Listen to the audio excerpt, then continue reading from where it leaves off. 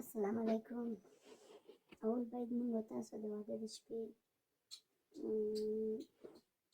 بیان وکړو. د واده د شپې باید موږ تاسو وغواړو چې خبرې وکړو چې د واده د شپې څنګه وکړلی شو، خاوند سره کوروالی وکړو، یا څنګه وکړلی شو چې خاوند سره راډنه وځي کوټې ته. موږ باید داسې وکړو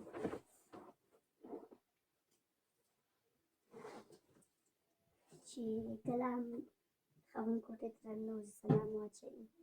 کله چې سلام واچوي نو هغه نه بعد خپلې مېرمنې سره کښېني، ورته ووایي چې مېرمنه ورته ووایي علیکم السلام، او دی ورته ووایي چې خوشحاله ژوند ولرئ، زما د مور پلار خیال ساته، زما د وروڼو خویندو خیال ساته، زما د ورداریانو خیال ساته. نو داسې باید وکړي، خاوند باید داسې مېرمنې ته ووایي.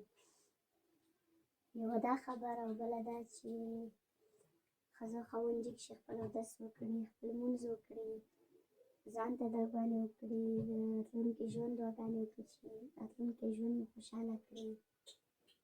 نو داسې باید وکړي.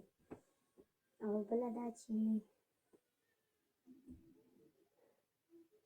خپل راتلونکي ژوند په اړه ځان ته دعاګانې وکړي. هغه نه بعد بیا خاوند کولی شي چې مېرمنې ته ووایي چې ما سره د کور کولو لپاره تیاره یې. ښځه ورته ووایي چې ها درسره تیاره یم. نو کله چې وغواړي خاوند،